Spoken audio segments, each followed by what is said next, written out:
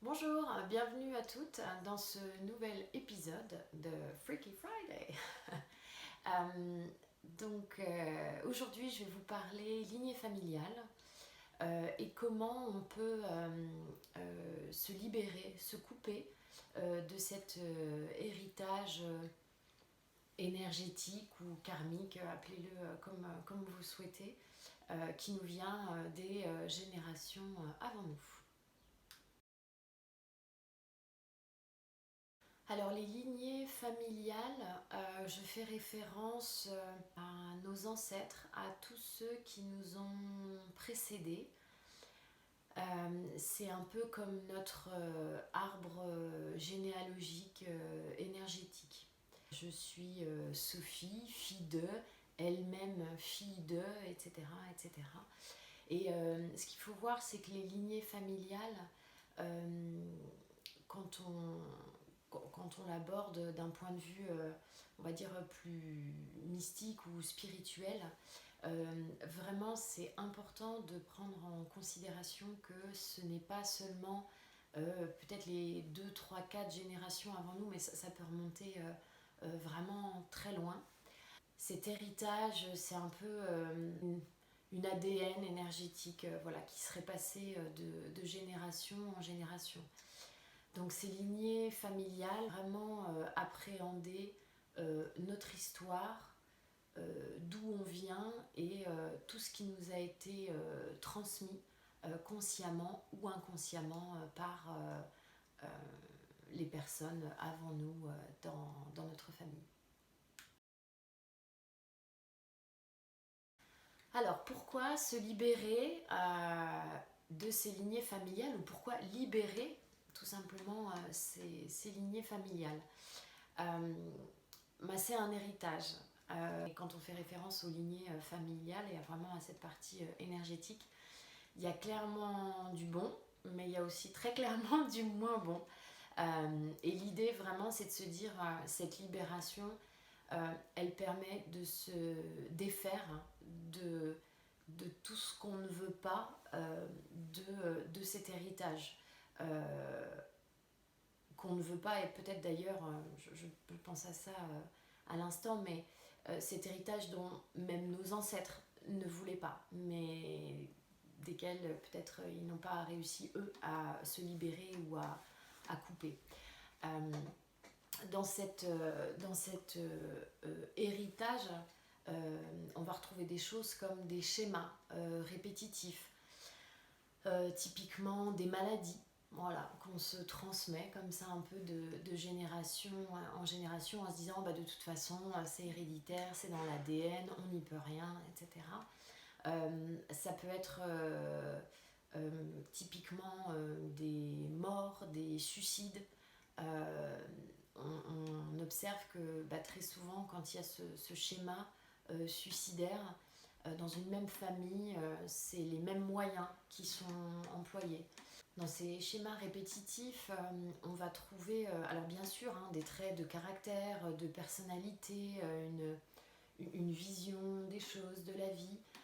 Ça va être aussi peut-être de l'adultère, de la fuite, ça peut être vraiment beaucoup de choses. Dans cet héritage, on va retrouver aussi des blessures.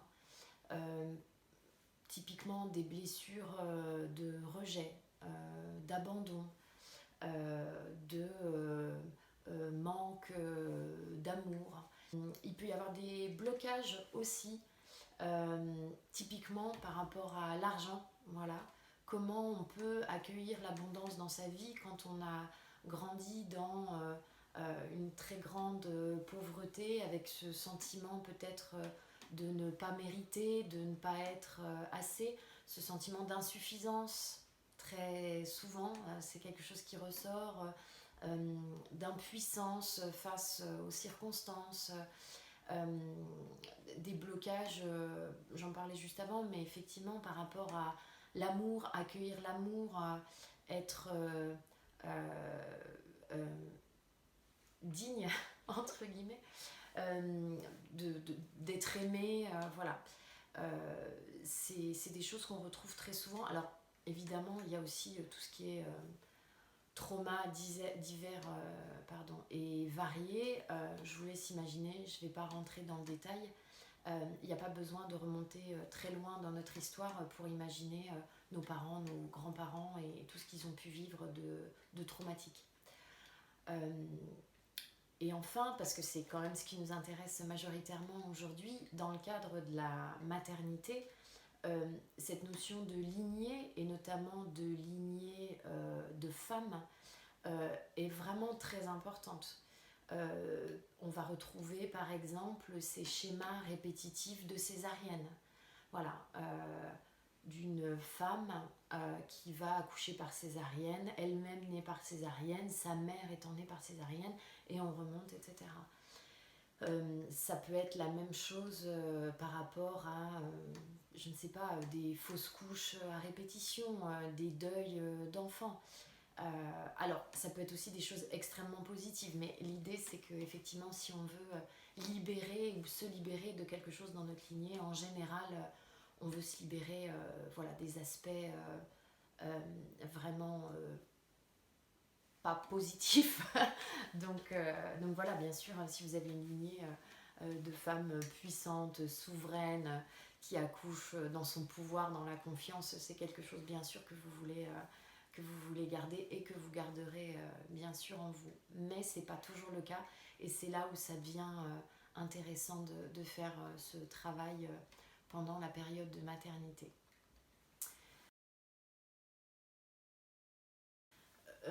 Comme je le disais dans un épisode précédent par rapport à la maternité comme portail de conscience, ce travail il est vraiment intéressant à faire pendant que vous-même vous portez la vie, même s'il n'est jamais trop tôt, il n'est jamais trop tard. Déjà parce qu'on sait que la femme enceinte a des perceptions vraiment démultipliées et facilitées. Il y a une ouverture de conscience, une modification de l'état psychique qui se fait systématiquement, et donc c'est vraiment une période propice. Et ce qu'on ne voit pas toujours quand on parle des lignées, et qui moi me paraît vraiment essentiel, c'est cette idée que la lignée c'est effectivement l'héritage que l'on reçoit de toutes les personnes avant nous, mais c'est aussi l'héritage que l'on transmet à toutes les personnes après nous. La lignée, elle est vraiment avant nous et après nous, parce qu'on est nous aussi le point de départ des générations de nos lignées à venir pour cet enfant voilà, qui est en vous, et pour tous ceux et celles qui vont suivre. Donc je trouve ça très intéressant de faire ce travail, parce que ces bagages et cet héritage dont on ne veut plus, parce qu'il nous empêche d'être vraiment dans notre cheminement, d'être dans notre vie et d'incarner notre vérité personnelle, bah, ces bagages que vous délestez pour vous, vous les délestez aussi pour votre enfant et pour les autres. Et ça, je trouve, c'est vraiment un cadeau extraordinaire à faire à ses enfants et aux générations après nous. C'est un sentiment très personnel que je vous partage ici, mais moi j'ai vraiment cette conviction, ce ressenti que cette libération qu'on fait à un instant T, elle impacte bien sûr les générations à venir, mais je pense vraiment qu'elle libère également au niveau des personnes qui ont pu être concernées, qui sont déjà parties, aux défunts, nos ancêtres. Et je pense qu'il y a vraiment quelque chose qui se libère, qui s'allège, qui se décristallise, je ne sais pas le terme le plus approprié pour ces âmes qui ne sont plus incarnées aujourd'hui.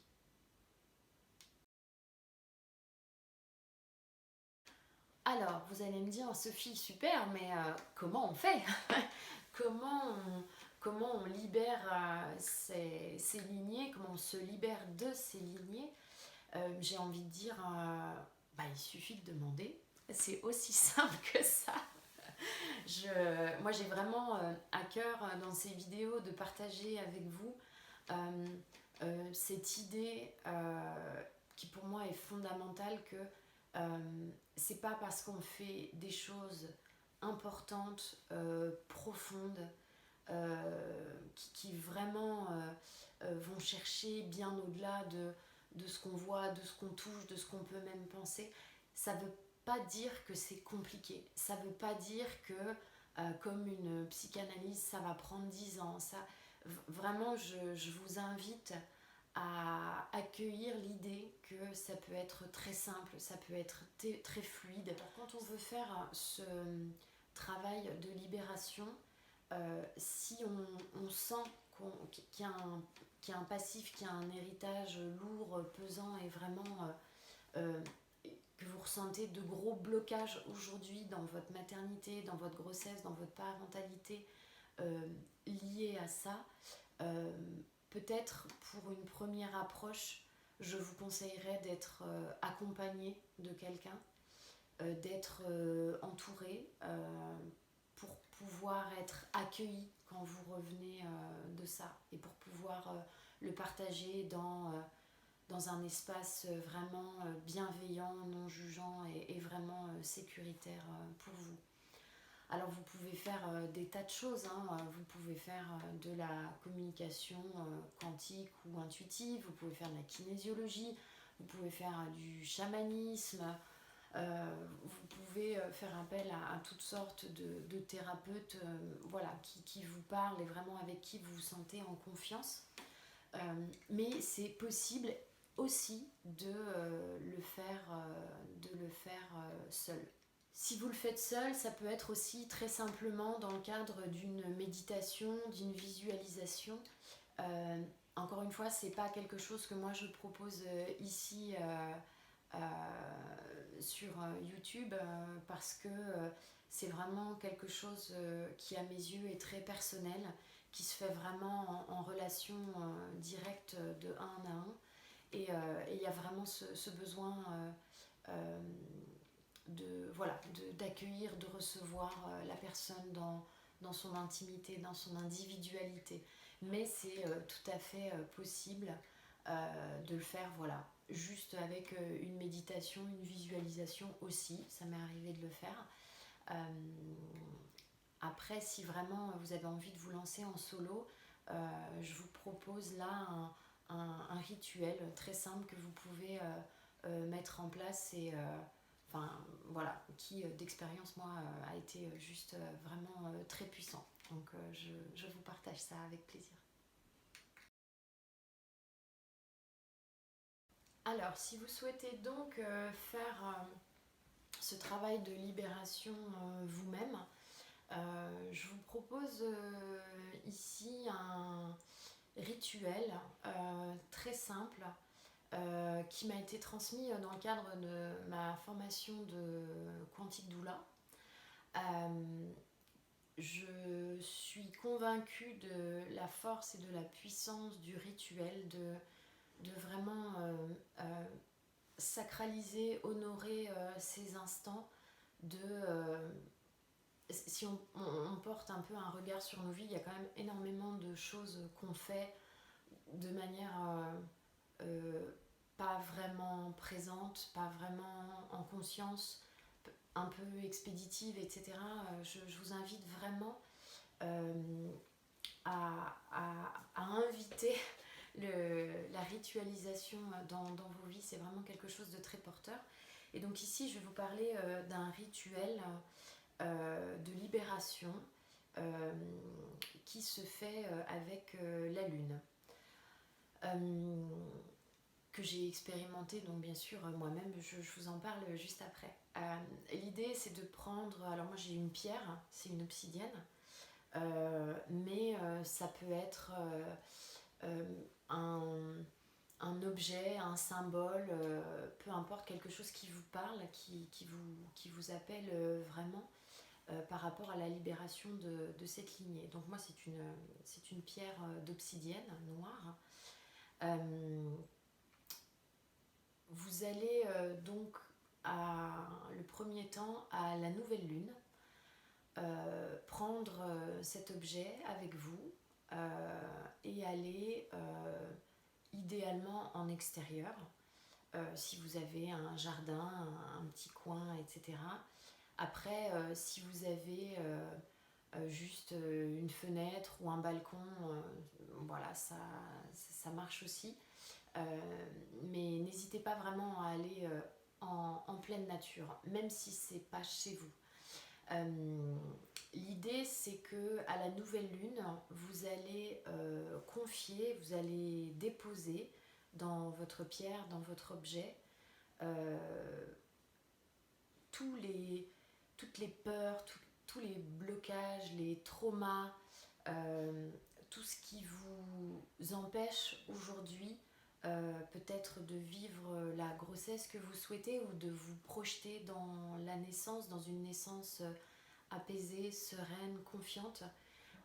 Vraiment, si vous avez conscience peut-être des schémas ou des blocages qui sont inscrits dans votre lignée, de les citer très clairement et de confier tout ça, de déposer tout ça dans cet objet. Vraiment, prenez le temps d'être là, d'être présente, de respirer, de vous recentrer, de faire le calme en vous. N'hésitez pas à allumer une bougie si ça vous parle, à mettre une musique qui vous inspire, peut-être prier si c'est dans vos pratiques avant, pour vraiment que ce moment soit un temps hors du temps. Et que ce soit vraiment comme une cérémonie que vous faites pour vous-même et pour toutes les personnes de vos lignées avant et après. Et vous remettez cette pierre ou cet objet à la terre. Donc allez creuser la terre assez profondément, pas juste en surface, mais vraiment dans la terre. Et de demander à la terre de récupérer tout ça, de reprendre tout ce qui ne vous appartient pas et tout ce dont vous ne voulez plus. Demandez à la terre très simplement de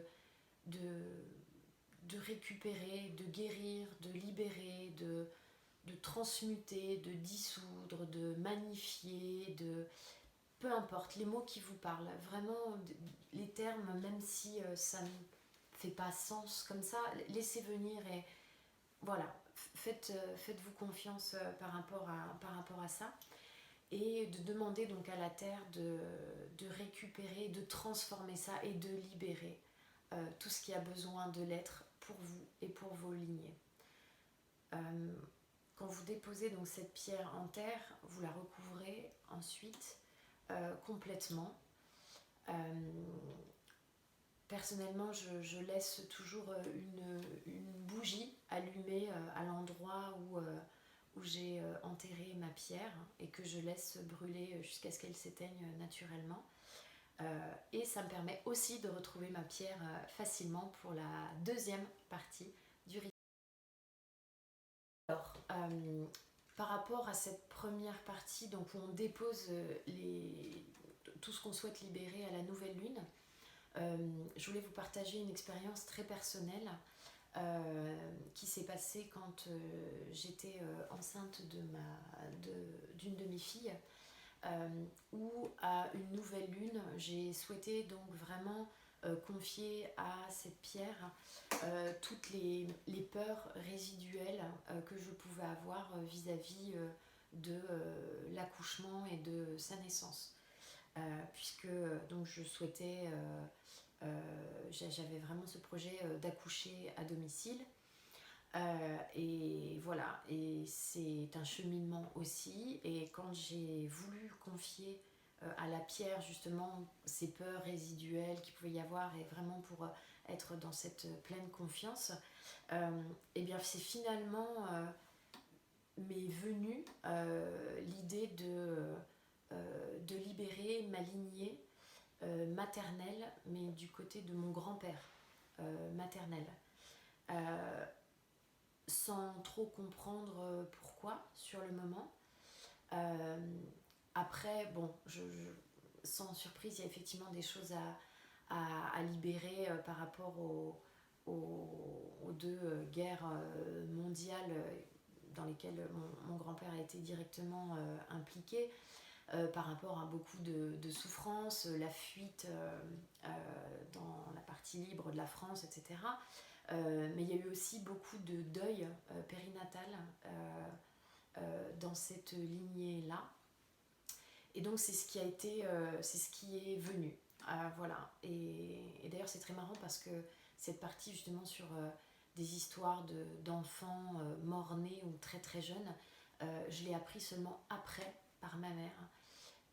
Mais j'ai quand même eu cet appel là de libérer dans cette lignée. Donc faites-vous confiance, laissez venir ce qui vient. Et si finalement ce qui vient diffère du programme initial, c'est ok. C'est qu'il y a peut-être un besoin à ce niveau-là, même si bon, c'est peut-être pour des raisons qui ne sont pas forcément évidentes à appréhender pour vous. Mais en tout cas, voilà, soyez ouverte à ce qui peut venir à ce moment-là. Alors, je termine avec donc la deuxième phase qui a lieu à la pleine lune, donc 14 jours plus tard. À la pleine lune, l'idée est d'aller déterrer sa pierre, d'aller récupérer sa pierre. Encore une fois, vraiment, je vous encourage à ritualiser, à sacraliser ce moment avec vraiment des intentions, des gestes qui vous sont propres, mais qui vraiment rendent ce moment unique et un temps hors du temps. Donc à la pleine lune, vous allez récupérer votre pierre, votre objet. Voilà, je vous invite vraiment à garder cet objet dans vos mains, près de vous, et de prendre un instant juste pour accueillir ce qui vient. Ça peut être une sensation physique, ça peut être une image, ça peut être des mots, des phrases qui vous viennent, une couleur, peu importe. Laissez venir, laissez infuser cette libération en vous. S'il n'y a rien qui vient, c'est ok aussi. J'en parlais la semaine dernière. Le timing n'est pas toujours celui qu'on imagine. Et ce n'est pas parce que vous ne ressentez ou ne voyez ou n'entendez a priori rien qu'il ne se passe rien. Donc vraiment, faites confiance à ce qui est et ce qui se passe, ce qui se déroule même dans l'invisible. Voilà, de prendre ce temps-là. Moi, je sais que d'expérience, cette pierre, je la laisse dehors hein, le soir de pleine lune où je l'ai déterrée. Et puis ensuite, voilà, je la prends, je la range jusqu'à une prochaine utilisation. Vous n'êtes absolument pas obligé de faire ça à toutes les lunes. Vous pouvez le faire une seule fois dans votre vie. Vous pouvez le faire à chaque lune. Vraiment, faites comme vous le sentez, ce qui est juste et ok pour vous et ce qui résonne comme nécessaire à l'intérieur de vous. Voilà, c'en est fini pour aujourd'hui de cet épisode de Freaky Friday sur les lignées familiales. J'espère que ça vous a parlé,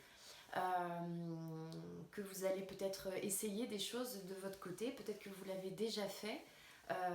N'hésitez pas à le partager en commentaire, ça me ferait très plaisir hein, d'entendre vos histoires. Vous avez la possibilité de vous abonner à la chaîne Octomama, voilà, pour être informé en priorité des nouvelles vidéos.